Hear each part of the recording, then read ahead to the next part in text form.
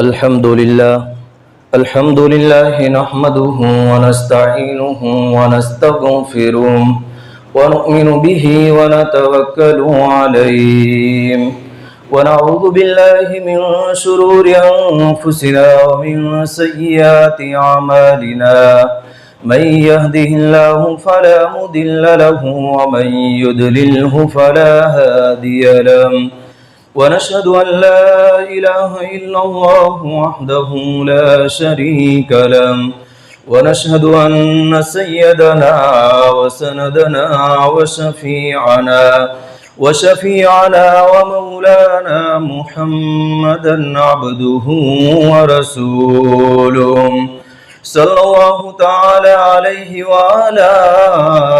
آله وصحابه وبارك وسلم تسليما كثيرا أما بعد قال الله تبارك وتعالى في الكلام المجيد والفرقان الحميد فأعوذ بالله من الشيطان الرجيم قد كانت لكم أسوة حسنة في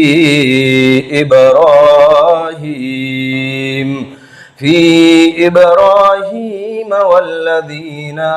آمنوا معه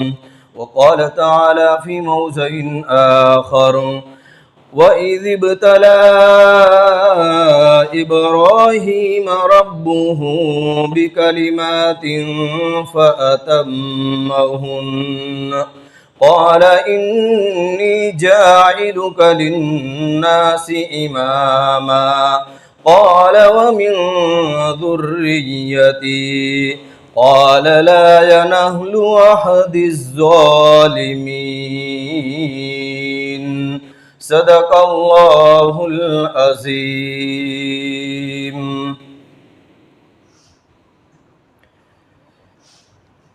میرے بھائیوں، دوستوں، بزرگوں، ذی القعدہ کا مہینہ ختم ہونے کے قریب ہے اور قربانی کا دن، بقرعید کا دن چند دنوں میں ہمارے درمیان میں آنے والا ہے۔ 20 دن قریباً رہ چکے ہیں اور ہم سب کو معلوم ہے کہ یہ دن کون سے دن چل رہے ہیں۔ حج اور اسی طریقے سے قربانی کے ایام قریب ہی دنوں کے اندر ہونے والا ہے، اس لیے مناسب سمجھتا ہوں گزشتہ تو آپ حضرات کے سامنے مکۃ المکرمہ، حج بیت اللہ اور مدینۃ المنورہ کے متعلق ساری باتیں عرض کی گئی کہ ہمارے سامنے قربانی کا تذکرہ آئے اور یہ قربانی جو ہمیں ملی ہے وہ ایسے ہی نہیں ملی ہے، بلکہ اس کے لیے ایک زبردست حضرت ابراہیم علیہ السلام کو امتحان سے گزرنا پڑا ہے، اور آپ کی اور آپ کے گھر والوں کی قربانیاں لگی ہیں، اور سیدنا حضرت ابراہیم علیہ السلام بڑے جلیل القدر پیغمبر ہیں، اور قرآن کریم میں آپ کے بارے میں فرمایا کہ حضرت ابراہیم علیہ السلام اور آپ کے ساتھ جو ایمان لائے ہیں ان کی زندگی آپ کے لیے نمونہ ہے، یعنی ہمارے لیے نمونہ ہے۔ اور دوسری آیت کریمہ جو میں نے تلاوت کی، جس کا ترجمہ یہ ہے کہ حضرت ابراہیم علیہ السلام کو چند باتوں کے اندر آزمایا گیا، آپ کا امتحان لیا گیا، اور آپ ان امتحان میں پاس ہو چکے اور آپ نے ان امتحان کو پورا کر دیا۔ فَأَتَمَّهُنَّ، تو اللہ نے فرمایا کہ ہم آپ کو امام بنانے والے ہیں اور آپ کو پیشوا بنانے والے ہیں، حضرت ابراہیم علیہ السلام کو۔ اور ایک دو امتحان آپ پر نہیں گزرے ہیں، بلکہ ایک کے بعد دیگر مسلسل آپ کی زندگی کی پیدائش سے لے کر کے آخر تک امتحان کا دور چلتا رہا۔ اس لیے آپ کی سیرت ہمارے سامنے آئے، آپ کی زندگی ہمارے سامنے آئے، تاکہ ہمیں پتہ چلے کہ حضرت ابراہیم علیہ السلام کی زندگی کیا ہے، اور آپ نے کن کٹھن حالات کے اندر باطل کا مقابلہ کیا ہے، اور آپ ان حالات کے اندر سے کیسے گزرتے چلے گئے ہیں، اور اللہ کی غیبی نصرت اور غیبی مدد حضرت ابراہیم علیہ السلام کے ساتھ کے اندر کس طرح ہوئی ہیں۔ اور نبیوں کے قصے جو بیان کیے جاتے ہیں یہ ہمارے لیے عبرت ہوتے ہیں، اور اس میں ہمارے لیے رہنمائی اور رہبری ہوتی ہے کہ ہم کہیں کسی طریقے سے حالات میں پھنس جائے، مصیبت میں گرفتار ہو جائے، اور کفر اور شرک کا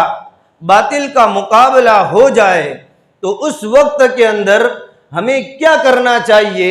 اور کس طریقے سے اپنے ایمان پر جمنا چاہیے، اپنی توحید کو برقرار رکھنا چاہیے، اپنے کلمے کو برقرار رکھنا چاہیے۔ یہ انبیاء کے واقعات کے ذریعے سے ہمیں پتہ چلے گا کہ نبیوں نے حالات میں اپنے ایمان کی اور توحید کی کیسے حفاظت کی۔ اس لیے اللہ نے قرآن میں فرمایا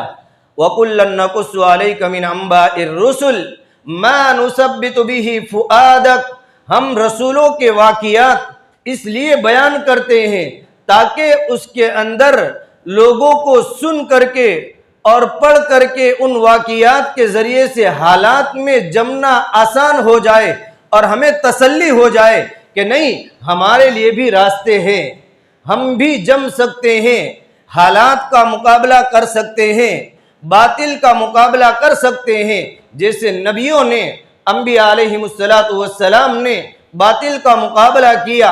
اور ایمان کے اوپر برقرار رہے۔ وَكُلًّا نَقُصُّ عَلَيْكَ مِنْ أَنْبَاءِ الرُّسُلِ مَا نُثَبِّتُ بِهِ فُؤَادَكَ وَجَاءَكَ فِي هَذِهِ الْحَقُّ وَمَوْعِظَةٌ وَذِكْرَىٰ لِلْمُؤْمِنِينَ، اور وہ چیز جو لے کر کے آتے ہیں اس کے اندر حق ہوتا ہے، سچ ہوتا ہے، اور اس کے اندر ایمان والوں کے لیے نصیحت ہوتی ہے۔ ایمان والوں کے لیے نبیوں کے واقعات کے اندر نصیحت ہوتی ہے، عبرت ہوتی ہے۔ تو ابھی بقرعید کا دن ہمارے سامنے آئے گا، اس سے پہلے قریباً 3 جمعہ آئے گی، اس لیے مسلسل آپ حضرات کے سامنے سیرت ابراہیمی کو باری باری بیان کیا جائے، اور آگے اخیر کے اندر قربانی کو بیان کیا جائے، تاکہ ہمارے سامنے سیرت کی باتیں آئے گی تو ہمیں بھی اپنے ایمان اور اپنے توحید کو باقی رکھنا آسان ہو جائے گا، اور ہمارے لیے ایک تسلی ہو جائے گی، ایک سبق ہو جائے گا کہ کس طریقے سے ہم اپنے آپ کو ایمان کے ساتھ میں بچائیں۔ سیدنا حضرت ابراہیم علیہ السلام عراق کی سرزمین کے اندر بابل شہر کے اندر پیدا ہوئے، اور آپ جس سرزمین کے اندر بابل شہر کے اندر پیدا ہوئے ہیں، یہ وہ سرزمین ہے کہ جہاں پر بت پرستی اور اسی طریقے سے بت فروش اور بت سازی عام تھی۔ آپ نے جس وقت دنیا کے اندر آ کر کے آنکھ کھولی ہے، تو جس گھر میں آپ پیدا ہوئے ہیں اس گھر کا باپ، سگا باپ آزر ہی صرف بت پرستی کرنے والا، عبادت بتوں کی پوجا کرنے والا ہی نہیں تھا، بلکہ بت شاس اور بت فروش بھی تھا، کہ بتوں کو بنانے والا بھی اور بتوں کو بیچنے والا بھی تھا۔ اس گھر کے اندر حضرت ابراہیم علیہ السلام اپنی آنکھ کھول رہے ہیں،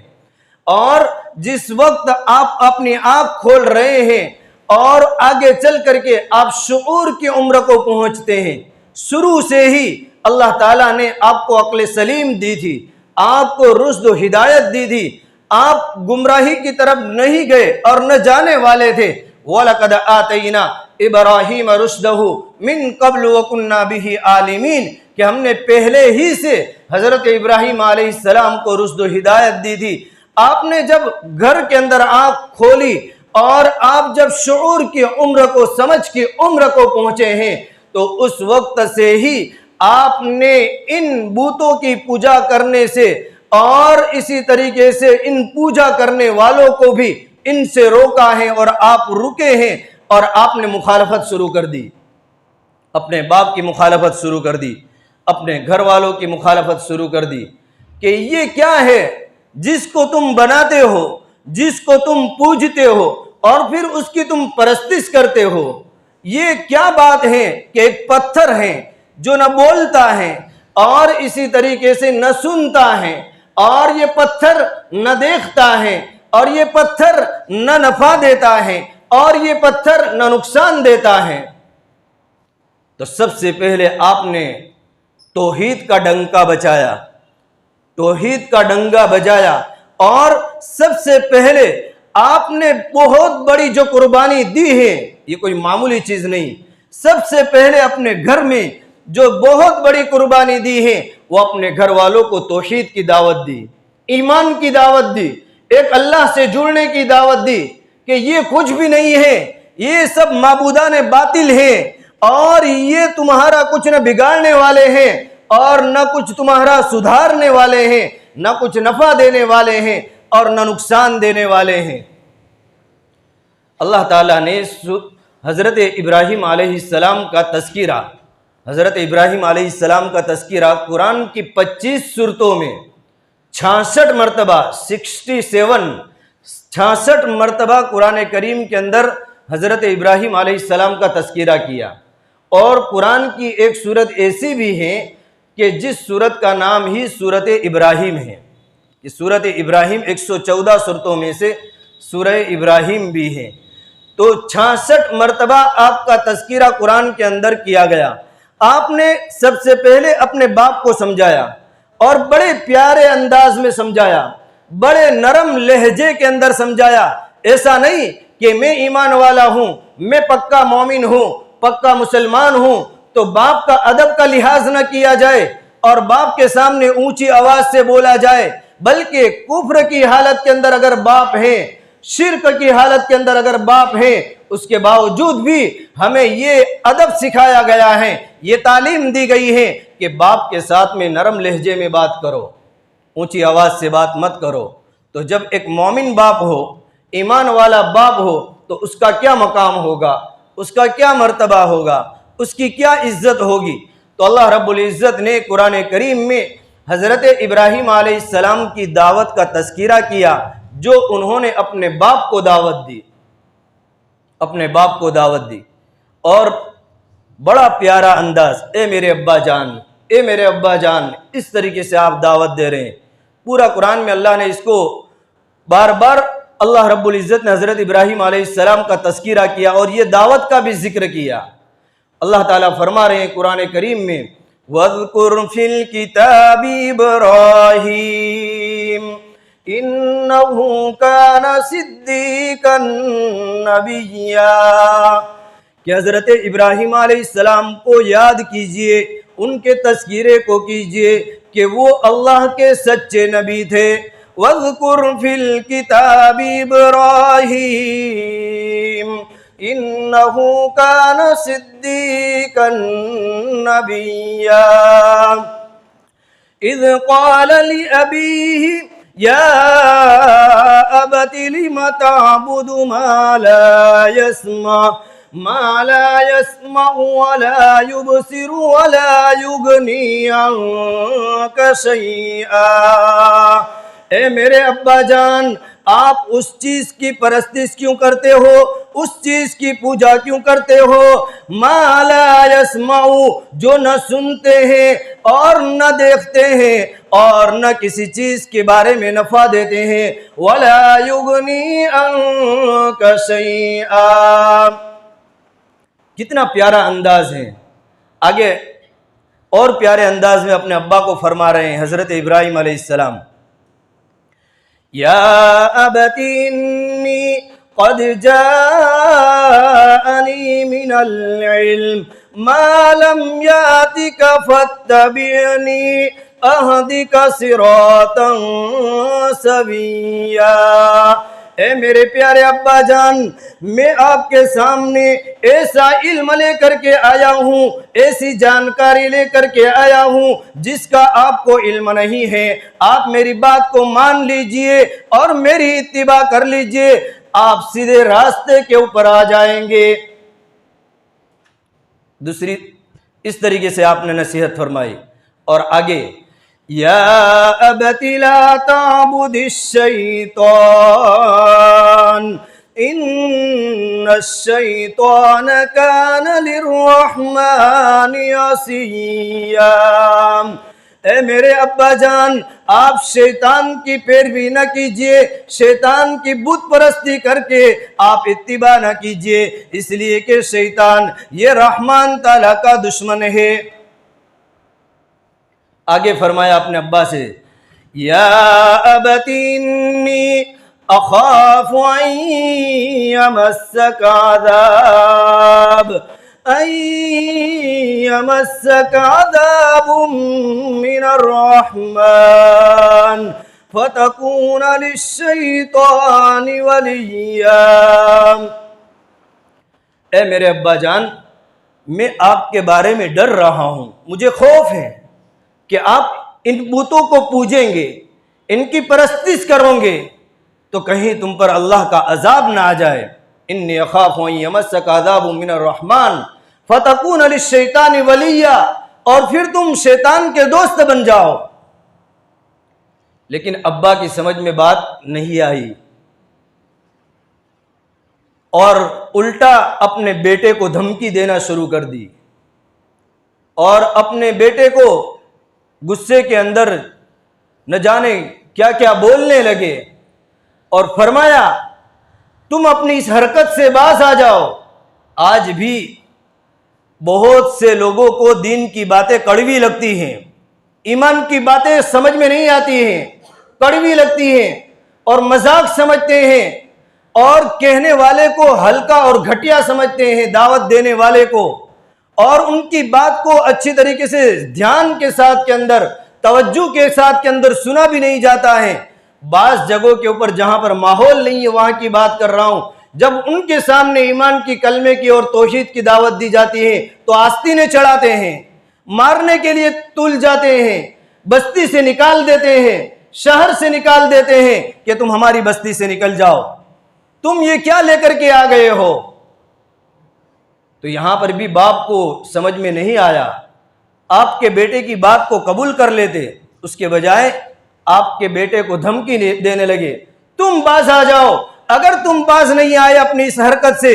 تو ہم تمہیں سنسار کر دیں گے، پتھر مروا کر کے تمہیں ہلاک کر دیں گے اگر تم باز نہیں آئے۔ قال اراغب انت عن آلہتی یا ابراہیم لئن لم تنتہی لأرجمنک وہجرنی ملیا۔ کہ ہم تم کو مار ڈالیں گے، تم یہ سب ہم کو کہنا چھوڑ دو، ہم بتوں کی پرستش کریں گے، پوجا کریں گے،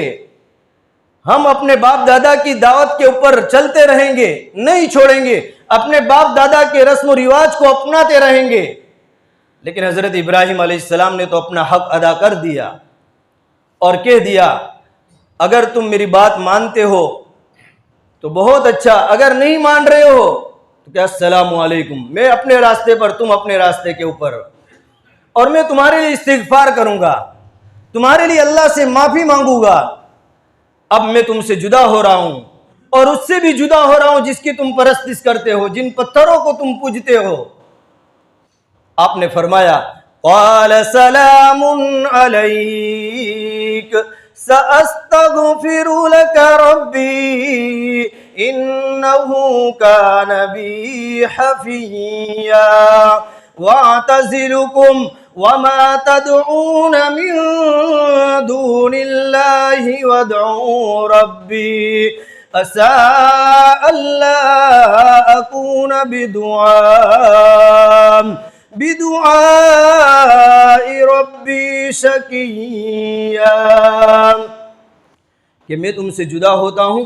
اور تم سے الگ ہو کر کے میں اپنے رب کی رحمت سے نا امیدوار نہیں ہوتا ہوں، مایوس نہیں ہوتا ہوں، میرا رب ضرور میری مدد کرے گا۔ تو حضرت ابراہیم علیہ السلام نے سب سے پہلے اپنے باپ کو دعوت دی۔ اس لیے اس سے یہ پتہ چلتا ہے کہ ہم ایمان کی اور توحید کی کلمے کی دعوت دیں تو سب سے پہلے اپنے گھر والوں سے شروع کریں، اپنے گھر والوں سے، اپنے رشتہ داروں سے۔ وَأَنذِرْ عَشِيرَتَكَ الْأَقْرَبِينَ، کہ آپ ڈرائیے اپنے گھر والوں کو، رشتہ داروں کو، اپنے گھر سے شروعات۔ آج ہمارے گھر میں بزرگوں اللہ معاف فرمائے، ہم اپنی سگی اولاد کو نماز کا نہیں کہہ سکتے ہیں کہ نماز کا ٹائم ہو گیا ہے، نماز پڑھنے کے لیے جاؤ۔